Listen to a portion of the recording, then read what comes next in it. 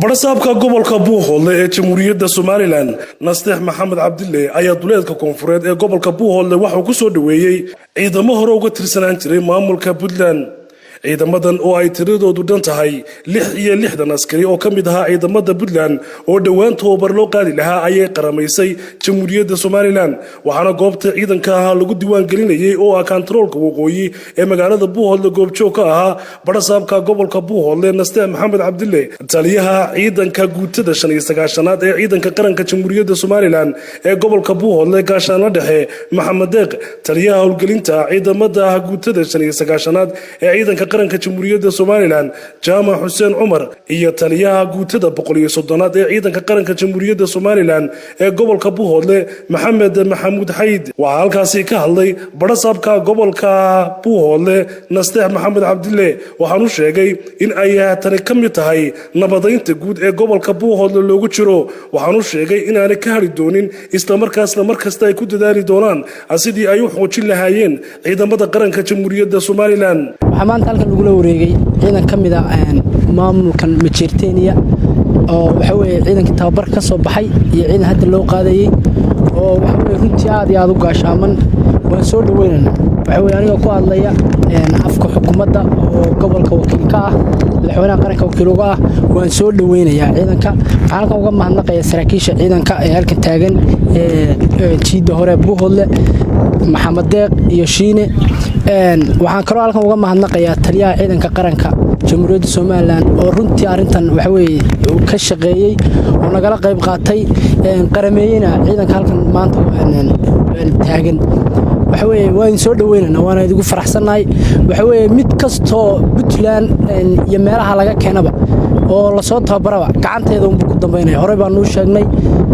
aad iyo aad baan idin soo dhaweynaa idinkana waxa weeye dadkiina iyo deegaankiina iyo carruurtiina iyo dumarkiina baad dhex joogtaan iyo hooyinkiin nabadgelyo aad kaga dhex shaqeynaysaan. dhinacooda waxaa halkaasi ka hadlay taliyaha ciidamada qaranka Jamhuuriyadda Somaliland ee guutada 59aad ee gobolka Buuhoodle gaashaanle dhexe Maxamed Deeq taliyaha howlgelinta ciidamada guutada 59aad ee ciidamada qaranka Jamhuuriyadda Somaliland Jaamac Xuseen Cumar iyo taliyaha ciidamada guutada 130aad ee ciidanka qaranka Somaliland ee gobolka Buuhoodle Maxamed Maxamuud Xayd anigoo ah taliyaha guutada 59aad محمد داق محمد عبدي gaashaanle dhexe maxamed maxamuud cabdi ahna taliyaha guutada 59aad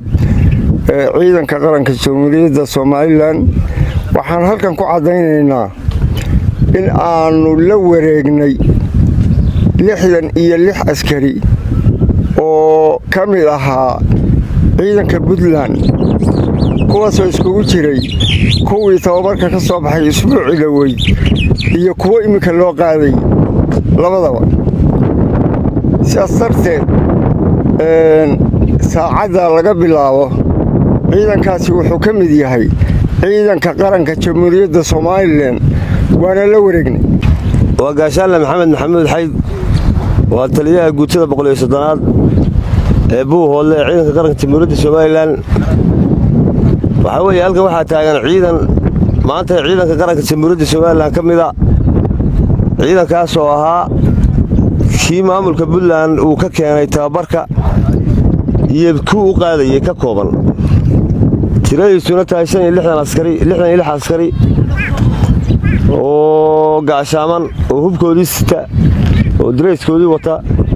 inta bilaa dreyskana waa intii loo qaaday xagga inta dreyskooda wataana waa intii laga keenay waxa weeye maanta iyagana waa u sheegaynaa dawladana waa u sheegaynaa waxay ka mid yihiin ciidanka qaranka Jamhuuriyadda Somaliland Jaamac Xuseen Cumar aniga howlgelinta 59aad raggan waxaa leeyahay waxaa tiin maanta ciidanka qaranka waxaa idin bilaabmaya shaqo badan oo qaranka loo qabanayo inta ku hadhay maamulka dhibaatada ku haya iyo qaska deegaanka waxaan leeyahay gacmo furan baan idinku soo dhaweynaynaa waa idin suganaa nin kasta oo Puntland saan hore idinku sheegnay ku soo tacabto gacanteedu wuxuu ku dambaynayaa qaranka Somaliland.